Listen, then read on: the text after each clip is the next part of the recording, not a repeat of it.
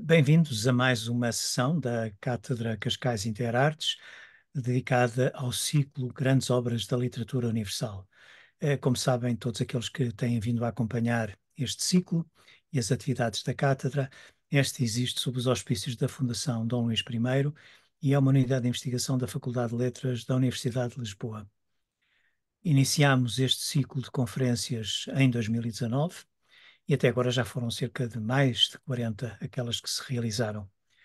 Um, Todos aqueles que pretendam aceder a estas conferências, eu gostava de vos informar e recordar que elas estão acessíveis no site da Cátedra, que está juntamente com, digamos que, acoplado ao site da Cátedra, perdão, da Fundação Dom Luís I.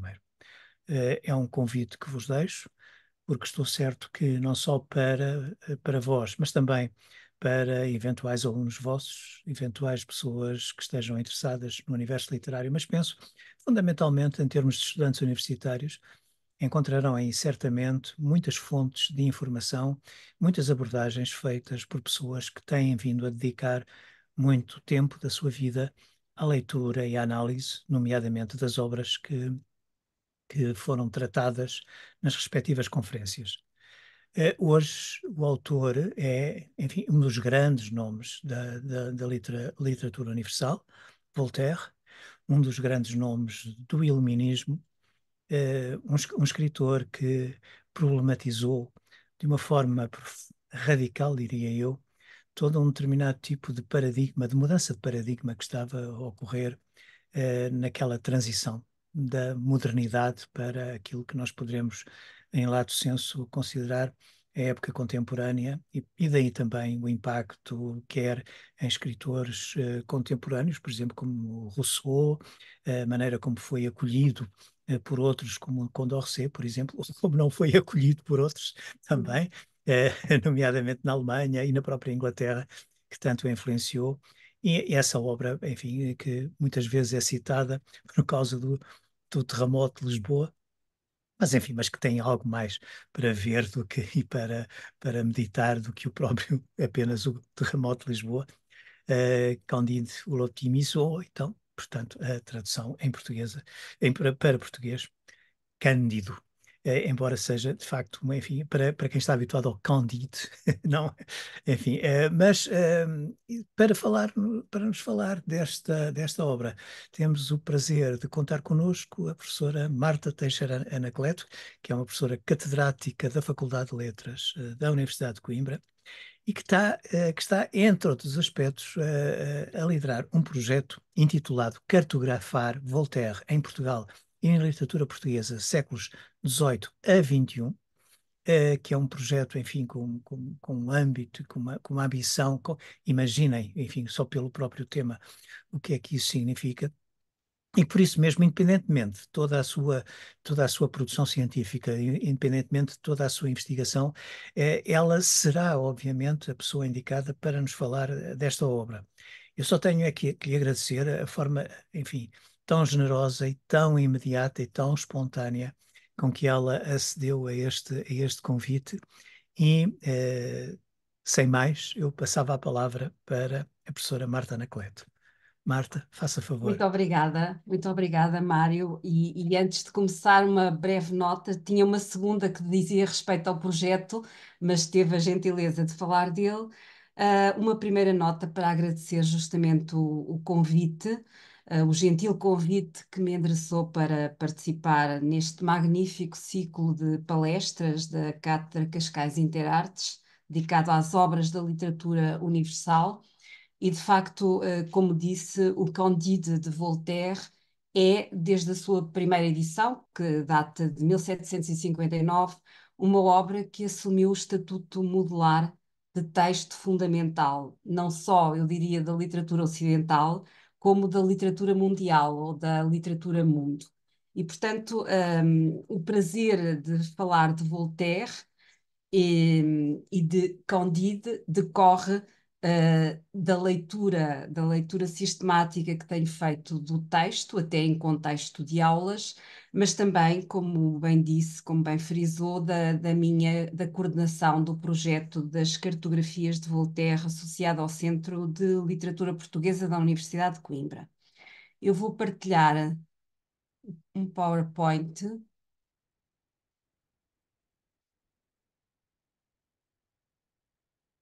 ah, Julgo que já está visível. Já está assim, já. Ótimo. E vou então começar. Ahm, Portanto, o prazer de falar de Voltaire e de uma das suas obras de maior impacto, Candide ou Optimisme, decorre já das circunstâncias que evoquei e aproxima-me, em primeira instância, do título do ensaio crítico e forçosamente polémico de Roland Barthes, publicado em 1964 e intitulado Voltaire, Le dernier des écrivains heureux, o último dos escritores felizes. Título que, como veem, recuperei parcialmente para a minha intervenção de hoje. Nesse ensaio, uh, nesse ensaio, escolhido para pós-fácil da tradução do conto realizado em 2016 por Júlia Ferreira e José Cláudio para a Relógio d'Água e para a coleção Clássicos para leitores de hoje, Barthes começa por colocar uma pergunta eventualmente retórica que serve de ponto de partida à sua argumentação. E cito: que temos hoje em comum com Voltaire, quando de um ponto de vista moderno a sua filosofia está fora de moda? É possível acreditar na imutabilidade das essências e na desordem da história, mas não do mesmo modo que Voltaire. Em todo o caso, os ateus já não bajulam os deístas, que aliás já não existem. A dialética matou o manicaísmo e raramente se discute a providência. Quanto aos inimigos de Voltaire, desapareceram ou transformaram-se. Já não há jansenistas, socinianos e leibnizianos. E dizer que também já não há Inquisição. É falso, evidentemente. O que desapareceu foi o palco das perseguições, não as perseguições em si. O auto da fé tornou-se com mais subtileza operação policial, a fogueira tornou-se campo de concentração, discretamente ignorado pelos vizinhos. De 1939 a 45, 6 milhões de homens, entre outros, morreram nas torturas da deportação, porque eram judeus, eles, ou os seus pais, ou os seus avós. A partir de Voltaire, a história fechou-se numa dificuldade que ataca ferozmente toda a literatura comprometida e que ele não conheceu. Não há liberdade para os inimigos da liberdade e já ninguém pode dar lições de tolerância a ninguém. Em suma, o que talvez nos separe de Voltaire é que ele foi um escritor feliz. Evoco, Barthes define então para Voltaire, de acordo com a lógica difusa do imobilismo, três motivos de felicidade. A felicidade de ter vivido no seu tempo, num tempo em que o escritor estava ao lado da história, a felicidade de ter conseguido suspender o tempo, apoiando-se na imobilidade da história, numa filosofia da imobilidade, a felicidade de ter conseguido dissociar a inteligência da intelectualidade. Evoco neste momento inicial desta reflexão este ensaio, cujo título serve frequentemente de epíteto ao nosso autor, porque a ideia de que Voltaire imobilizou a história, suspendeu o tempo nos seus escritos, nos panfletos de juventude contra o regente Filipe de Orleans, que lhe valeram a prisão na Bastilha, no teatro de intervenção política, nos contos irónicos e satíricos, nos ensaios filosóficos, como o Dicionário Filosófico ou o Tratado da Tolerância, entre outros. Essa ideia da imobilização da história, dizia, me parece interessante, porque controversa, para estruturar a reflexão que hoje aqui proponho a propósito de Candide. E explico-me.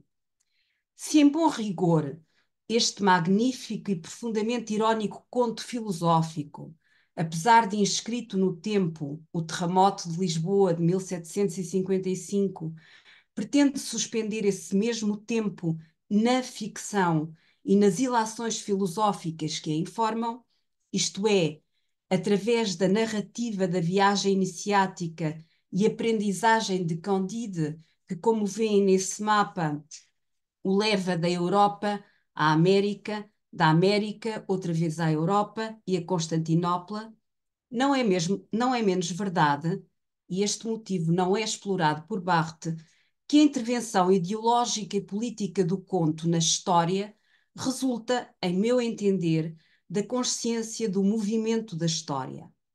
De resto, basta evocar as circunstâncias que rodearam a publicação do texto em 1759 para apreender a sua infiltração na história e no curso da história do século das luzes à época atual. O texto é publicado em vários lugares, Paris, Londres, Amsterdão, Genebra, sob a forma de tradução do alemão, como se vê no subtítulo, e o pseudónimo do Dr. Ralph, é logo de seguida condenada, apesar desta estratégia irónica do anonimato, em Paris, torna-se um livro interdito em vários países, incluído no Index Librorum Prohibitorum da Santa Sé, logo em 1762. Ao mesmo tempo, um número absolutamente impressionante de edições surgia. 20 edições no ano de publicação. Voltaire alude mesmo à venda de 6.000 exemplares no primeiro mês, 15 dias depois 20.000 exemplares e 50 edições durante a vida de Voltaire. E ao mesmo tempo surgiam as primeiras traduções para inglês e para alemão. Neste contexto, a perspectiva crítica evocada por Barthes, a da imobilidade da filosofia de Voltaire e a suspensão da história, que o autor vê apenas como felicidade, não ilude, e este é o meu argumento para a nossa conversa de hoje, a mobilidade da reflexão filosófica voltairiana e a sua ancoragem no devir histórico. A dialética que envolve as duas perspectivas radica, em minha opinião, na singular ironia que marca a escrita de Voltaire, desde logo inscrita nos nomes caricaturais das personagens, devidamente apresentadas no início do primeiro dos 30 capítulos que compõem a obra, e no sarcasmo cáustico, através do qual se desconstrói a lógica perversa da filosofia do otimismo, associada a Leibniz, de acordo com a qual o homem vive no mais feliz dos mundos possíveis e o mal é apenas uma aparência, porque se inscreve na lógica de uma harmonia pré-estabelecida que tudo justifica. E não resisto a ler-lhes o início narrativo do conto.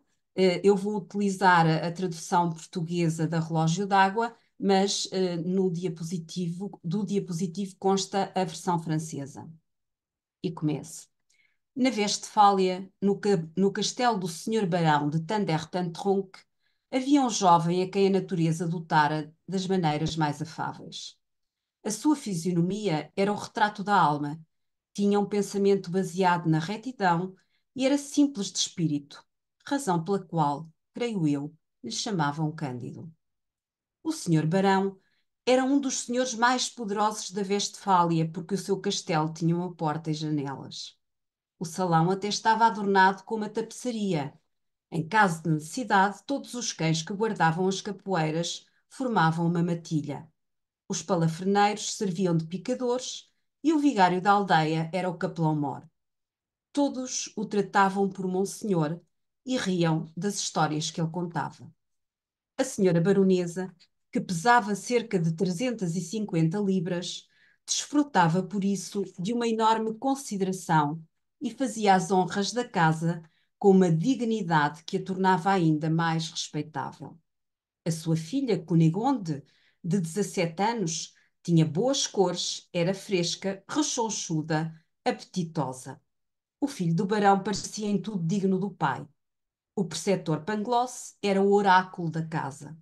E o pequeno Cândido ouvia as lições, perdão, com toda a boa fé da sua idade e do seu caráter. Pangloss ensinava a metafísico-teólogo cosmolonigologia, demonstrava com brilhantismo que não há efeito sem causa e que neste melhor dos mundos possíveis, o castelo do senhor barão era o mais belo dos castelos possíveis e que a sua esposa era a melhor baronesa possível. Está demonstrado, dizia ele, que as coisas não podem ser de outra maneira, pois como tudo é feito para um fim, tudo está necessariamente destinado ao melhor fim. Notem que os narizes foram feitos para segurar os óculos e por isso temos óculos. Fixemo-nos, então, na demonstração do modo como as estruturas formais e ideológicas da ficção, assim iniciada, suspendem em primeira instância a história, como se tratasse da abertura narrativa de um conto de fadas, para em segunda instância, num efeito especular, se inscreverem na sua mobilidade e transformação. Candide é simultaneamente um conto filosófico, um romance sentimental e uma narrativa de viagens. Uma viagem iniciada após a expulsão do protagonista, e cito, corrida pontapés no traseiro, do castelo do barão de Thunder-Tantronckh, por ter ousado aproximar-se fisicamente de Cunégonde, no, e cito, mais belo e no mais agradável dos castelos possíveis. A estrutura do conto, assente em 30 breves capítulos, organiza-se de acordo com múltiplos critérios interpretativos. O critério que divide o texto em duas partes e que coloca nele uma reflexão filosófica sobre o mal físico, a imperfeição do mundo, isto é, as grandes calamidades como a guerra, as epidemias, o naufrágio, os tremores de terra, a Inquisição, e o mal moral, a maldade, a perversidade humanas, a escravatura, o roubo, os atentados, o vício, o desespero existencial. O critério da viagem, segundo critério, as visões do antigo mundo, a navegação, a chegada ao novo mundo, a América, a viagem de regresso ao velho mundo e o retiro numa métairie, ou seja, numa pequena quinta agrícola. Em terceiro lugar, o critério da história sentimental de Candide e Cunégonde, a separação, o encontro, a nova separação, o encontro final.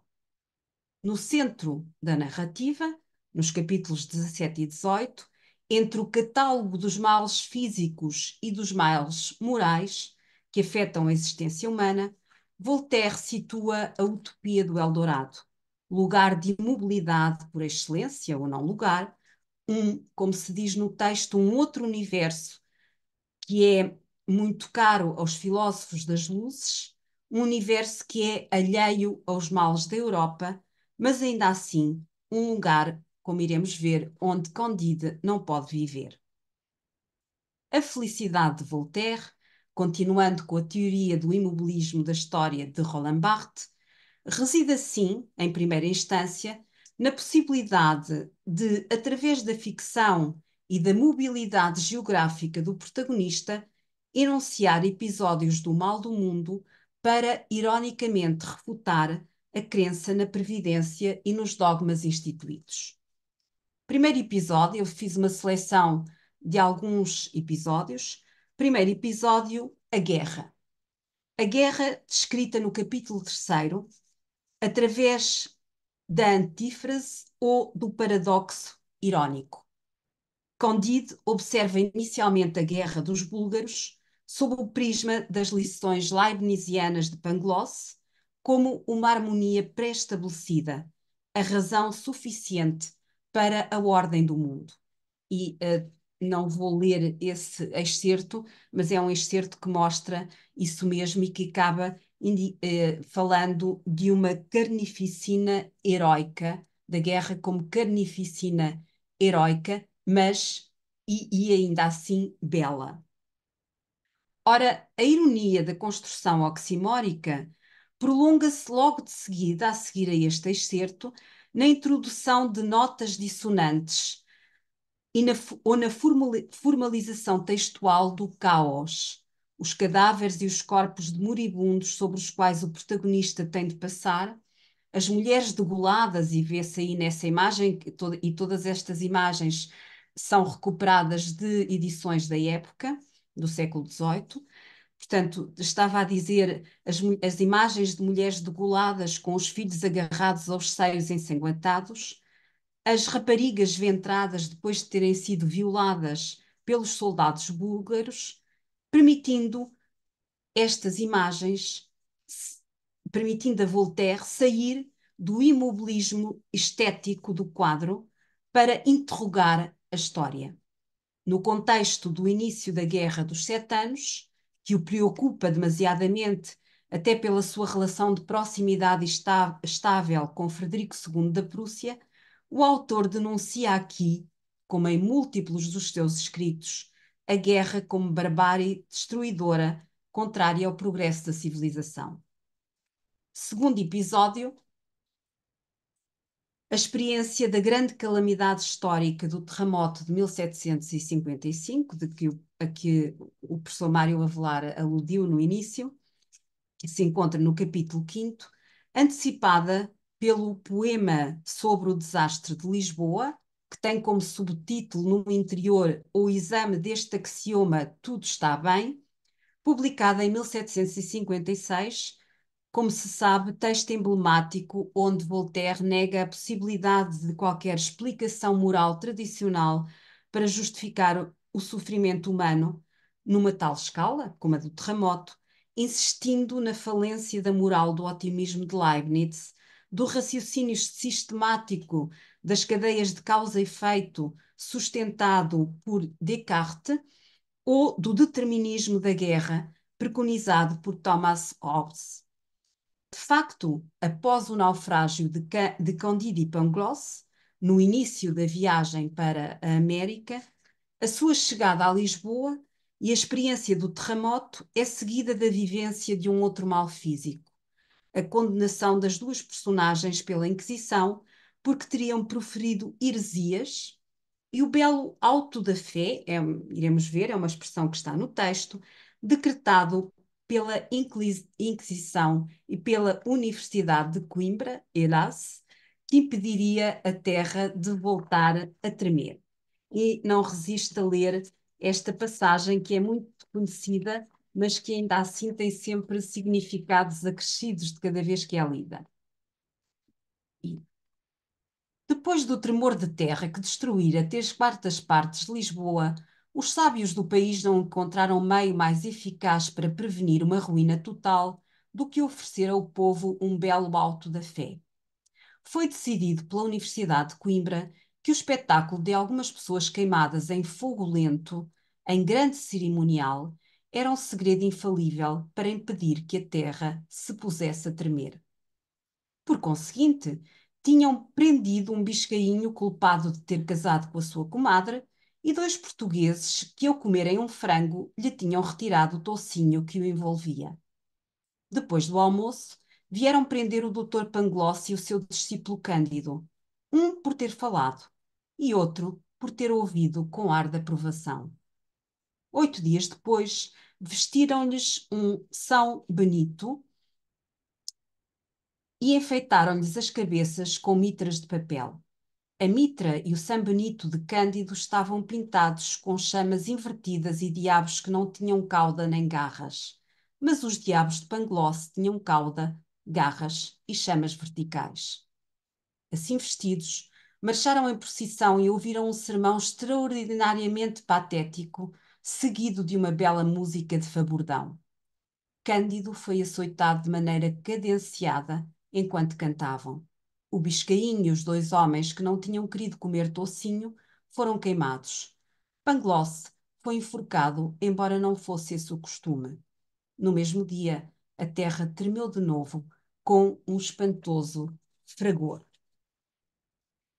A aberração da razão suficiente da cerimónia religiosa, que Voltaire descreve uma vez mais pelo recurso à antífrase, como um cenário carnavalesco esvaziado de conteúdo espiritual, associa-se à crítica violenta, à arbitrariedade dos inquisidores e ao fanatismo religioso, enquadrados no deísmo iluminista do autor, anuncia, anunciando-se assim as perseguições que ao texto foram movidas pela Santa Sé.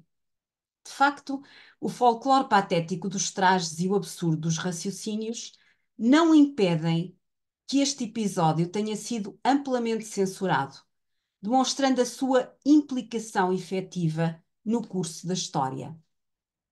A primeira tradução portuguesa do conto, publicada muito provavelmente no final do século XVIII, dá conta de que, como afirma Rui Tavares no pós-fácil Voltaire, o Cândido e Portugal, editado no final da sua tradução do texto para a tinta da China em 2006, e cito: as coisas entre Portugal e o Cândido correram mal desde o início. A Real Mesa Censória censurou o conto em 1769, indicando o censor que o livro continha várias ofensas à nação portuguesa e às instituições do reino, nomeadamente à Inquisição. O próprio tradutor condiciona ideologicamente a leitura do texto, criando notas de rodapé, onde a ficção se institui como alibi subliminar para desconstruir a ironia de Voltaire e distanciá-la de uma possível verdade histórica. E não resisto também a citar-lhes estas duas notas de rodapé.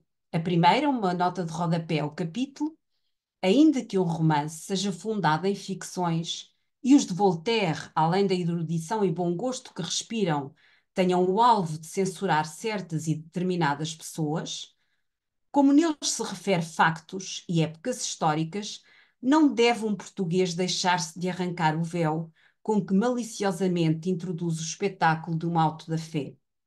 Entre os horrores e lastimosos efeitos da espantosa catástrofe de 1755, e declarar que semelhante cena de canibais só teve existência na imaginação do romancista.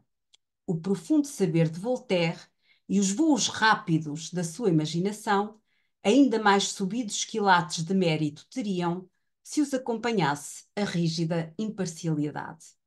Segunda nota, desta vez relativa à Universidade de Coimbra: salvo o respeito devido ao homem tão conspícuo da República Literária, poderia perguntar-se-lhe se era em seu juízo menos bem conceituada a antiquíssima Universidade de Coimbra, enobrecida por tantos e tão ilustres varões consumados em todos os ramos científicos, do que a chicaneira Sorbona, com as suas famosas e ridículas disputas com os curiais, controvertendo pontos extravagantes e envolvendo a verdadeira moral em um dédalo de argúcias. É para lamentar que engenho tão transcendente abusasse não poucas vezes dos seus talentos. Quarto episódio, desta vez já situado na segunda parte do conto e integrado na enumeração dos males morais, denunciando no contexto iluminista a escravatura. E este é o contexto: depois de Cândido e do seu criado Cacambo terem saído da utopia do Eldorado, encontram na colónia holandesa de Suriname, situada na Guiana, um escravo negro mutilado, que vêem na imagem, que desperta a compaixão de Cândido e estimula, num patético discurso justificativo da sua condição, uma sátira violenta de Voltaire à escravatura, aos colonizadores europeus e à Igreja, que os considerava perversamente, como se diz neste capítulo também censurado, os filhos de Adão. E leio apenas um excerto curto. Quando se aproximavam da cidade, Candide e Cacambu encontraram um negro caído no chão, não tendo mais do que metade do vestuário, isto é, umas ceroulas de tecido azul. Faltava àquele pobre homem a perna esquerda e a mão direita. Meu Deus, disse-lhe Cândido em holandês, que fazes aí, meu amigo, nesse horrível estado? Estou à espera do meu dono, o Sr. Van der Dendur, um famoso negociante, respondeu-lhe o negro. E foi o Sr. Van der Dendur que te deixou nesse estado? Foi, foi sim, é o costume, disse o negro. Por vestimenta dão-nos umas ceroulas 2 vezes por ano. Quando trabalhamos nos engenhos de açúcar e a mó nos apanha o dedo, cortam-nos a mão. Quando tentamos fugir, cortam-nos a perna. Incorri nas 2 situações. É por esse preço que os senhores comem açúcar na Europa. Cândido distancia-se então do otimismo de Pangloss e diz ao seu criado: Vou ter de renunciar ao teu otimismo. E diz a Pangloss, perdão, vou ter de renunciar ao teu otimismo, porque defendes que tudo está bem quando tudo está mal. Sendo essa aprendizagem uma forma de progressão existencial que não é alheia à progressão da história, da intriga, mas também à progressão da história. Ora, se como afirmou Barthes, Voltaire ainda teve a possibilidade feliz de imobilizar a história ou fixar esta lista de males físicos e morais que marcavam o seu tempo, a verdade é que existe uma outra felicidade de Voltaire, no meu entendimento, que se projeta no motivo iluminista do progresso e, desse modo, na viagem de Candide, tornada metáfora da utopia do conhecimento, pela experiência e pelas sensações, o que afasta Voltaire de Leibniz e o aproxima de Locke. Neste sentido, o recurso ao espaço utópico do Eldorado e a sua extensão hipotética ao célebre jardin à cultiver, final, jardim a cultivar, não constituem apenas uma intromissão no conto do quadro ideológico iluminista do sonho americano, como diz Barthes, ou a experiência estética das narrativas utópicas, das viagens aos pays de nulle part, abundantemente publicadas na literatura francesa do século XVIII. Constituem igualmente, eu diria, esses lugares opostos ao mal do mundo, motivos para a organização de um universo conceptual que reforça a pedagogia do conto, e sublinha esta ideia, e a sua atuação na história, e o torna um texto de intervenção social e política. Dito de outro modo, a chegada de Candide e Cacambo ao país do Eldorado, nos capítulos 17 e 18, o relato da história deste país utópico que lhes é contada por um ancião, o olhar insistente com que percorrem a radical alteridade desse espaço, viabiliza, em primeira instância, a expansão de vários valores e ideais iluministas que marcam a obra de Voltaire. A prosperidade material e a supressão do dinheiro, a criteriosa organização urbanística, em contraposição ao caos de Paris, o progresso intelectual e científico, contrário a todas as formas de obscurantismo, reflexo da enciclopédie e matizado no país das ciências do Eldorado, onde trabalham astrónomos, físicos e matemáticos, como Voltaire, de resto, a tolerância religiosa compatível com o deísmo do autor e adversa ao poder institucional da Igreja, Deus inscreve-se em Voltaire na utopia, a democracia liberal que governa o país do Eldorado, oposta ao poder monárquico absoluto francês, favorável à livre expressão dos pensamentos políticos, religiosos e filosóficos dos seus habitantes. Ora, a esse quadro fixo da utopia e dos códigos utópicos, Candide não desculpem, a esse quadro fixo da utopia e dos códigos utópicos, Voltaire associa de novo fatores de transgressão e de mobilidade. Candide não consegue fixar-se ou imobilizar-se, se quiserem, nesse não lugar, que se afigura ainda assim uma alternativa possível ao do castelo de Tonder-Tantronc. O protagonista quer sair da utopia quando toma consciência da impossibilidade de progressão pessoal e sentimental nesse espaço. E cito: Cândido não se cansava de confessar a Cacambo: mais uma vez te digo, meu amigo, que o castelo onde nasci não vale nada comparado com o país onde estamos. Mas afinal de contas, a menina Cunegonde não está aqui. E tu tens seguramente alguma amante na Europa. Se ficarmos aqui, seremos como todos os outros. E sublinha esta frase. Se, pelo contrário, voltarmos para o nosso mundo, ainda que seja só com 12 carneiros carregados de pedras do Eldorado, seremos mais ricos do que todos os reis juntos. Já não teremos de recear inquisidores e poderemos facilmente resgatar a menina Cunegonde. É assim que Voltaire introduz o seu conto, através da utopia, na dinâmica da história. A saída da utopia, possibilitada pela construção de uma poderosa máquina voadora criada pelos engenheiros do país, posta em movimento por múltiplos carneiros carregados de ouro, pedras preciosas, diamantes e víveres, não significa a rejeição dos valores do país utópico.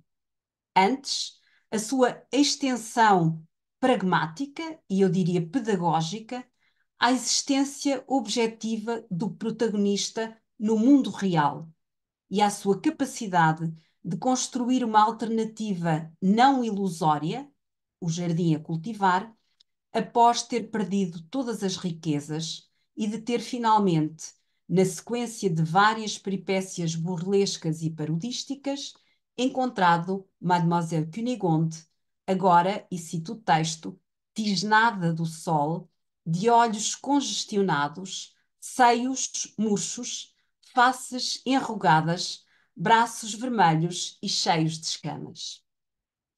Assim, a desilusão amorosa e o tédio instalado em Candide motivam a compra, com o escasso dinheiro que restava do Eldorado, da Petite Métairie, ou Pequena Quinta Agrícola, reforçando o facto de, em Voltaire, a utopia não ser uma solução viável, mas uma progressão contínua, um motor necessário para a ação transformadora.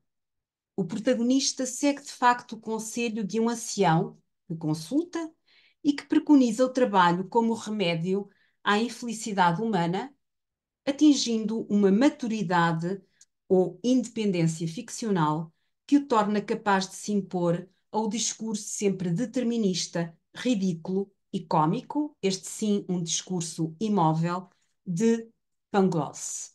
E cito: Trabalhemos, pois, e deixemo-nos de filosofias, disse Cândido. É a única maneira de tornar a vida suportável. Estou a citar o último excerto do capítulo 30, do último capítulo. Toda a pequena sociedade adotou este louvável propósito e cada um tratou de mostrar os seus talentos. A pequena granja começou a dar bom rendimento. Cunegonde estava, na verdade, muito feia, mas fez-se uma excelente doceira. Paquete bordava uma outra personagem. A velha tratava da roupa. E até o próprio Frei Giroflé passou a trabalhar, revelando-se um bom marceneiro e passando mesmo a ser um homem honesto. E Pangloss algumas vezes dizia a Cândido: no melhor dos mundos possíveis, todos os acontecimentos andam encadeados. Porque afinal, se o senhor Cândido não tivesse sido expulso de um belo castelo com grandes pontapés no traseiro, por amor da menina Cunegonde, se não tivesse sido encarcerado pela Inquisição, se não tivesse corrido à América a pé, se não tivesse dado uma boa estocada no Barão, se não tivesse perdido todos os carneiros do bom país do Eldorado, não estaria agora aqui a comer pistácios e cidra cristalizada. Tudo isso é muito bonito, respondia Candide, mas temos de cultivar o nosso jardim.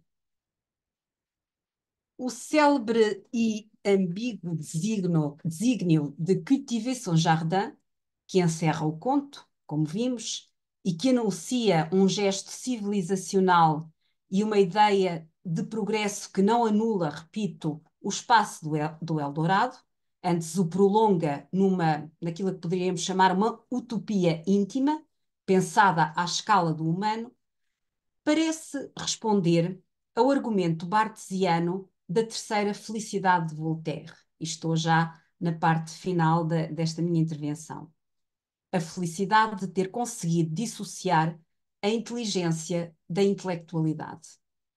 Barthes parece então não ter contado com a profunda ironia e com o ceticismo com que Voltaire olha o mundo através da ficção e de Candide, e com o seu intuito, justamente como já disse várias vezes, de intervir na história pelo impacto da ambiguidade que condiciona a leitura, mesmo naqueles textos que, como Candide, se instituem como paradigmas da literatura universal.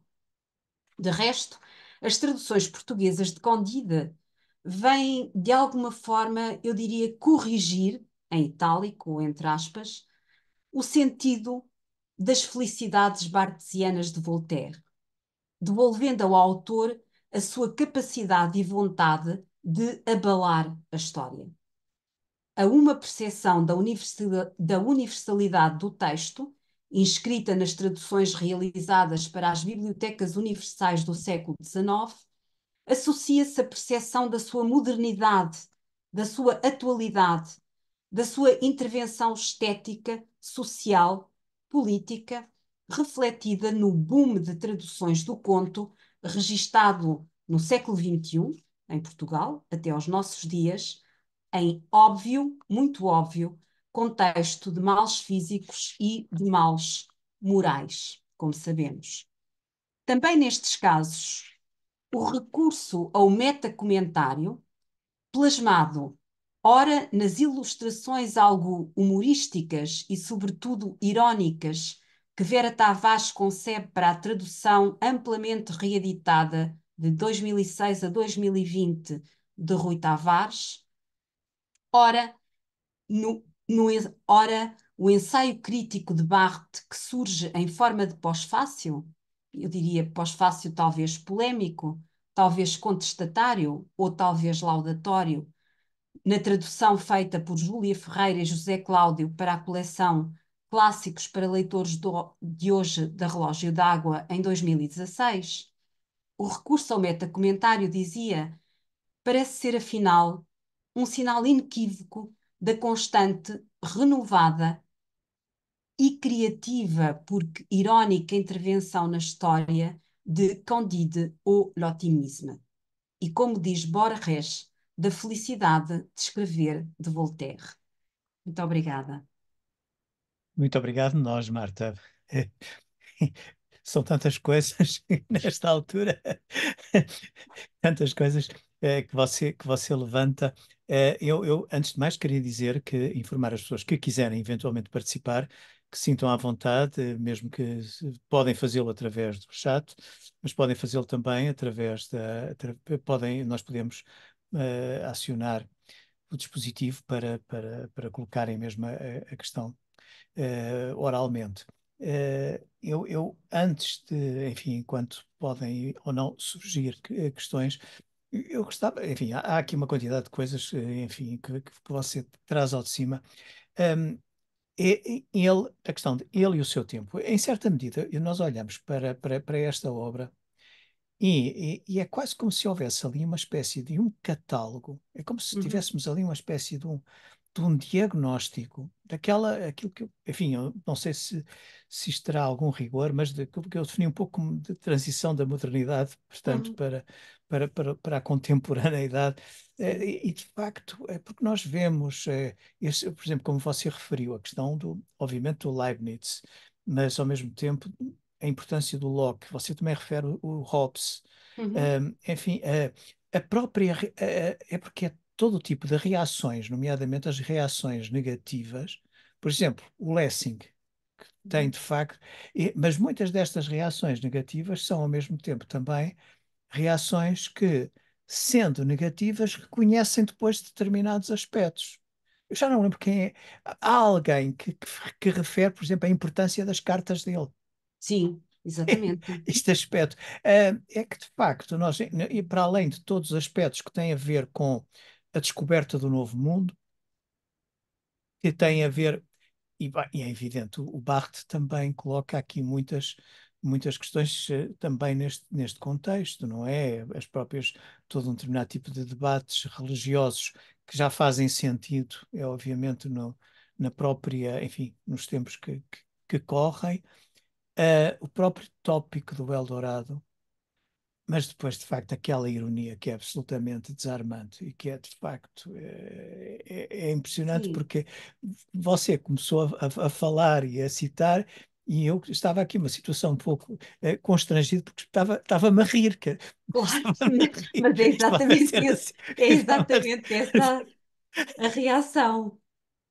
É verdade, e essa ironia de Voltaire, que claro é cáustica neste conto, mas é talvez um dos textos em que ele trabalha com maior profundidade a ironia. Esse mecanismo da ironia permite justamente, permite que o texto de facto faça esse catálogo dos acontecimentos da época, e não é por acaso que Voltaire data o seu texto, data no interior da ficção o seu texto, com o terremoto, não é?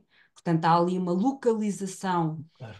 voluntária dos acontecimentos, mas depois essa localização dos acontecimentos é ultrapassada justamente pela parte estética, eu diria, pela parte estética que torna o texto universal, não é? Por um lado, mas por outro lado também, como eu disse no final, muito atual. E, portanto, essa transição de que o Mário falava da modernidade para a contemporaneidade está implicada no próprio texto, tanto e no discurso, sobretudo no discurso do texto, não é?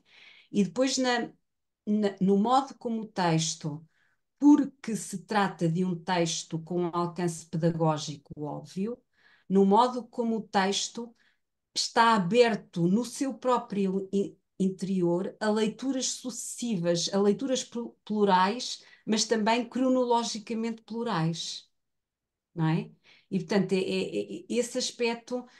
Outro dia ouvia um programa da France Culture, justamente três vídeos, três áudios dedicados a Voltaire, e o Christophe Martin dizia justamente isto, quer dizer, a pedagogia do conto, neste caso, é já um sinal da sua inscrição na contemporaneidade. Aham.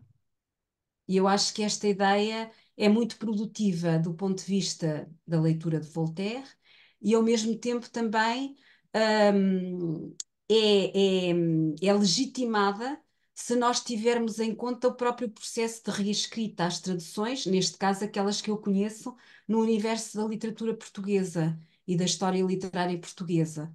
Ou seja, de facto, com todas as implicações que tem a tradução, é bem notório como aqui é um fator de leitura cultural não escamoteável, não é? Eu, não- se me permitisse pegar exatamente nesse último aspecto, porque há de facto aqui uma quantidade de questões, quer dizer, que você vai falando e que me vão surgindo, eh, e eu não vou deixar ninguém fazer perguntas porque estou a brincar, mas, mas de imediato o problema da tradução.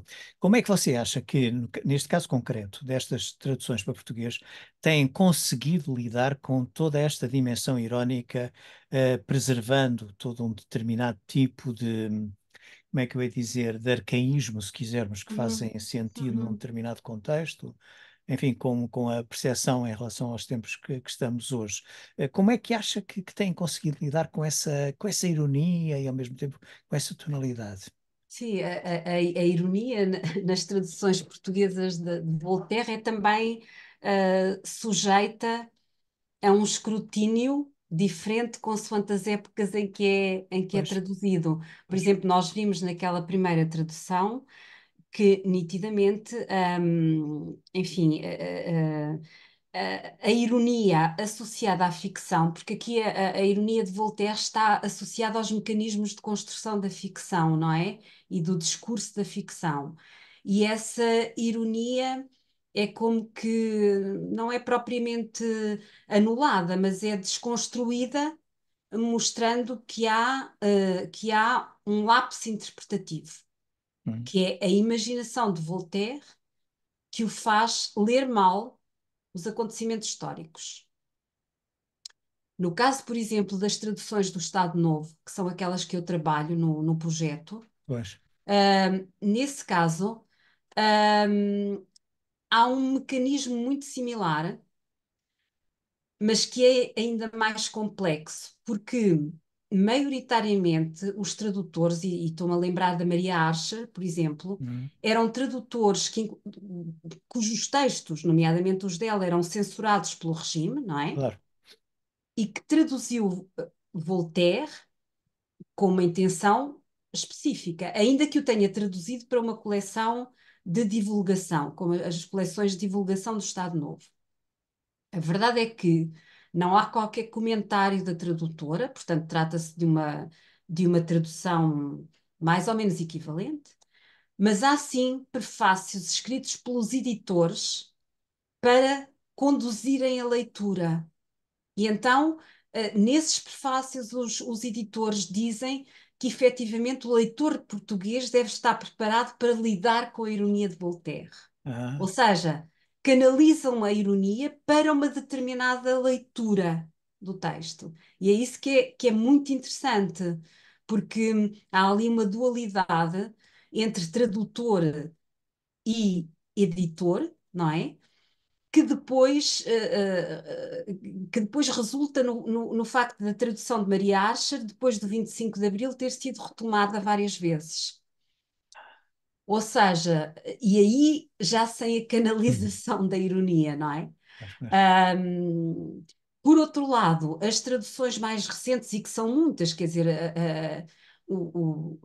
é muito interessante ver que no século XXI, Candide tem sido traduzido constantemente.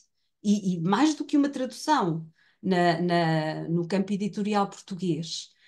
E cada uma dessas traduções é marcada, no caso, por exemplo, da do Rui Tavares, pela sua visão histórica e também por uma crítica ideológica forte, mas não no texto, enfim, algo no texto, mas no pós-fácil histórico, de natureza histórica, acrescido das ilustrações que eu mostrei, que Hum. essas sim são, em meu entender, uma forma de plasmar a ironia de Voltaire no desenho, na parte mais pictórica, digamos assim. Ou então, por exemplo, a tradução da Relógio d'Água, também numa coleção de textos universais, mas propositadamente incluindo o, o pós-fácil, o ensaio crítico de Barthes. E incluindo na capa justamente a imagem do quadro que também serviu de apresentação a esta minha intervenção, que é um quadro mais ou menos canónico, digamos assim, de um repasto, de um repouso, portanto, associado à parte mais, à parte eventualmente da utopia no texto. Mas a verdade é que é que estas traduções do século XXI têm o objetivo específico de tornar presente o texto no momento em que os males físicos e morais estão são muito evidentes, não é? Porque não seria preciso traduzir tão abundantemente o texto de Voltaire. E, no entanto, ele é traduzido e não é só com intuitos editoriais rápidos, não é? Sim, Portanto, de aliás, porque. facto, Sim, sim, desculpe, desculpe. não, quer dizer, todo este percurso que eu descrevi rapidamente mostra justamente como se impõe uma forma de lidar com a ironia e uma consciência de que se deve lidar com a ironia. Aliás, acho muito interessante o facto de os dois editores que referiu terem optado por estratégias diferentes, nomeadamente em relação aos prefácios, o que mostra ao mesmo tempo também, muitas vezes pode haver uma certa tendência, então, mas já há esta tradução, porque é aquela tradução e mais um prefácio, menos um prefácio, mais um prefácio, menos um prefácio. De facto, como há espaço, porque nós estamos, obviamente, a pensar em termos de um mercado editorial, e que é exatamente isso, mercado, Uhum. uma obra que é um clássico. Eu penso sempre, é quase que um clichê, aquela ideia, portanto, as obras que toda a gente conhece, não é? Mas ninguém leu, e portanto, não é aquela brincadeira do Pessoa com Pascoais, Sim, mas portanto, e de facto, estes são livros que estão a ser lidos, portanto, que estão a ser sim, vendidos. E sim. isto é muito interessante porque mostra como duas estratégias absolutamente distintas têm lugar ambas Uhum. e têm público para elas. Isto é, de Exato. facto, isto é extraordinariamente interessante Muito. e ao mesmo tempo, acho que é gratificante em termos de esforço dos próprios editores, como é lógico. Isto não são Seguramente. edições subsidiadas, e ao mesmo tempo gratificante por sabermos que nós, leitores, estamos a comprar os livros e, portanto, estamos interessados nisto. Não estamos apenas interessados naquela, enfim, o best-seller que aparece ali no aeroporto ou Sim. na. Daquele quadro Exatamente. estético. Isto é, Sim. Marta, mas há de facto uma outra coisa que eu também gostava já agora, sem estar também a amassar demasiado, mas que digamos que a querela, digamos assim, entre esta dissonância entre Voltaire e Rousseau dentro num tempo que é também ele um tempo de, enfim, de abertura de novos caminhos em termos do pensamento e, portanto, podemos pensar nisto em termos de quase que de dicotomia entre eles, ou é um determinado tipo de reflexão que em certa medida, que sendo dissonante, se complementa também. Sim, eu iria mais por esse prisma. De facto, é um tipo de reflexão que pode chocar, isto é, uma pode chocar com a outra, ahm, que eu julgo que não choca tanto como a querela pretende mostrar, mas a querela também, no meu entendimento, está baseada no próprio perfil dos dois escritores, não é? Os dois Ah, escritores são extremamente. Voltaire é um escritor extremamente polémico, não é? Passou há pouco tempo na RTP2 uma série intitulada As Aventuras do é Jovem verdade. Voltaire, que é também subsidiada pelo Ministério em França, e que mostra a irreverência dos primeiros tempos de Voltaire, mas que é uma irreverência que ele continua sempre a cultivar, porque Voltaire é um viajante como Candide, não é? Quer dizer, ele Exatamente. viaja por todas as cortes, em todas as cortes arranja inimigos, não é? Cria ele próprio um teatro pessoal, porque é impedido de representar as suas tragédias políticas em Genebra, por exemplo, e na célebre mansão da Délice, que é agora o Museu Voltaire de Genebra. Um, e, portanto, esse aspecto polémico de Voltaire que o leva a zangar-se com muitos filósofos no iluminismo francês, choca obviamente, com uma certa misantropia do próprio Rousseau, não é? E ao mesmo tempo com a ideia que Rousseau desenvolve nos seus textos de que, no fundo, a reflexão crítica e a crítica social deve ser mais íntima, não deve ser tão exposta, não é? Hum, isso é muito claro nas Rêveries du Promeneur Solitaire, Uhum. nos passeios, ou nas caminhadas do caminhante solitário, nos passeios do caminhante solitário, porque a reflexão é interiorizada, não é exposta. Evidentemente que eles perseguem ideais relativamente próximos, mas o modo como depois os discutem é radicalmente diverso porque a própria natureza dos textos é também diversa. Eu não estou a ver, por exemplo, Voltaire a escrever uma novela Ulisse, não é? Seria irónico, mas de facto não podemos dizer que eles estão completamente em ruptura, não é? São pensamentos, eu diria, pensamentos não são opostos, que são paralelos, se quiser, sem serem equivalentes, paralelos, ambos perfeitamente ancorados no século das luzes francesa, nas Lumières francesas, mas com perspectivas de raciocínio crítico diferentes. É aquilo que eu acho. E já agora aproveitar também aproveitava para lhe fazer uma outra pergunta. Relativamente ao vosso projeto de investigação, eh, eh, portanto, nós sabemos como é que ele foi, a recepção dele na Alemanha, nós sabemos da a própria recepção em Inglaterra, enfim, Sim, Itália, etc. Mas cá em Portugal, como é qual é o eco dele cá em Portugal? Na... em termos de investigação ou a ideia do projeto nasceu justamente porque havia reflexões dispersas sobre a recepção de Voltaire em Portugal. Algumas delas nós podemos encontrá-las em histórias da literatura portuguesa, Uhum, mas não existe propriamente um estudo sistemático dessa reflexão. E a verdade é que se, por exemplo, em Inglaterra, na Alemanha, há estudos mais estudos sobre a recepção de Voltaire, também não há um projeto de síntese.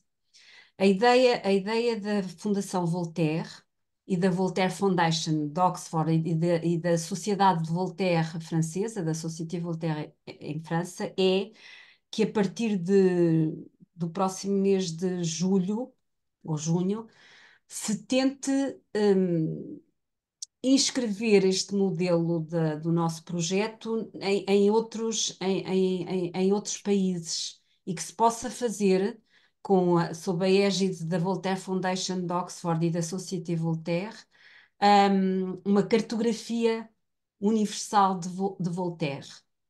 Porque aí sim, seria um estudo ainda com maior impacto, não é? Já é bom que o nosso projeto possa ter esse caráter pioneiro, não é? Mas na realidade é desejável que aconteça esse mega projeto, que tenha lugar esse mega projeto.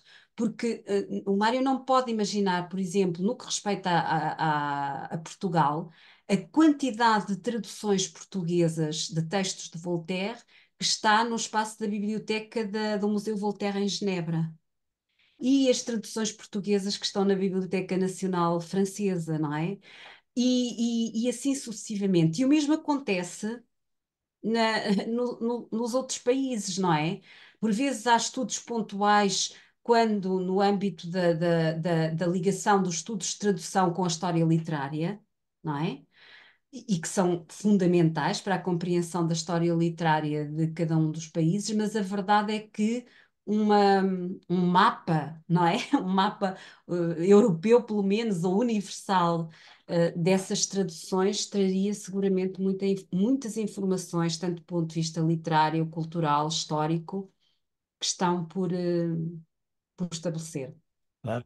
É muito engraçado porque se é verdade aquela frase do Voltaire que dizer que gostava de morrer a rir, se fosse possível, ele deve, neste momento, deve estar a rir imenso, pensar que depois de ter tão maltratado a Universidade de Coimbra, É ser verdade. a Universidade de Coimbra a impulsionar e ser o núcleo. É mesmo a ironia do destino, mas uma ironia muito próxima de Voltaire. Portanto, sim, seguramente está-se Absolutamente, a rir. absolutamente, absolutamente. É, Seguramente é um escritor feliz. indiscutivelmente, indiscutivelmente. Bom, é ele feliz e somos nós. Olha, Marta, foi um final de tarde excelente. Eu agradeço-lhe Eu agradeço imenso. muito, foi um Eh, foi, gosto. e foi de facto um prazer poder estar agora também a trocar estas opiniões consigo. Marta, estamos muito, muito gratos Muito e, obrigada também. E pronto, olha, e uma vez mais relembro esta informação inicial. Quem quiser depois poderá, enfim, aceder ao site e ver, portanto, assistir a esta conferência. Eu estou certo, aliás, devo dizer isto, tem sido de facto uma surpresa para nós, porque nós começámos com as conferências através do chamado webinar por causa da pandemia. Porque, pronto, foi exatamente no princípio, em 2019 ainda começamos, mas começam a haver logo os problemas e, enfim, e a partir de uma determinada altura nós começámos com este modelo. E, de facto, quando foi possível regressar às conferências presenciais, nós optámos por manter o modelo Uhum. porque ficámos absolutamente perplexos com a quantidade de visualizações que cada conferência tem vindo a ter. Portanto, ainda em relação, por exemplo, à conferência anterior que foi sobre Petrarca, passado uma semana nós já tínhamos cerca de 100 visualizações. Este passo a palavra, penso eu também muito, nomeadamente através das próprias instituições universitárias. Eu acho que é particularmente importante porque eu acho que é uma digamos que das funções deste ciclo que nós, a partir de uma determinada altura, começámos a dizer assim, bom, ciclo, vamos chamar isto um seminário permanente, porque as ideias e as obras continuam a aparecer, obviamente nem todas têm a projeção desta, mas, por exemplo, sobre Shakespeare já fizemos quatro, o que significa que ainda temos muita conferência para fazer sobre. Com E quem diz, certeza. enfim, quem diz, enfim, e portanto, se quisermos também, acho eu, porque as cátedras têm uma dimensão social distinta daquilo que são os centros de investigação. Nomeadamente, por exemplo, um dos aspectos que você referiu foi a questão da tradução da Maria Archer. Uhum. Nós, quando pensamos, e quando eu digo nós, portanto, o Presidente da Fundação Dom Luís I, o professor Salvador Teles de Menezes e eu próprio, pensámos nos nomes que estariam, no fundo, das pessoas cujas vidas estavam ligadas a Cascais e que seria interessante, portanto, trazer para este espaço. Uma delas foi exatamente a Maria Archer. E, de facto, se quisermos, todo um determinado tipo de dimensão cívica deste tipo de projetos, que me Uhum. parece bastante interessante, que não choca, de modo Sim. algum com aquilo que se faz nas faculdades, nas diferentes instituições de ensino superior, nem nos centros de investigação, mas que de alguma forma pode complementar, nomeadamente porque podemos estar aqui a conversar com esta à vontade todo, sem preocupações de maior. Portanto, há todo um determinado tipo de descontração até na apresentação das. Mas, acima de tudo, é de facto a elevada qualidade das pessoas que têm participado nestes ciclos e por isso mesmo também, uma vez mais. Marta, muito obrigado, um excelente fim de Muito semana para obrigada si também. Um e bom fim de semana. até breve. Muito Até obrigado. breve.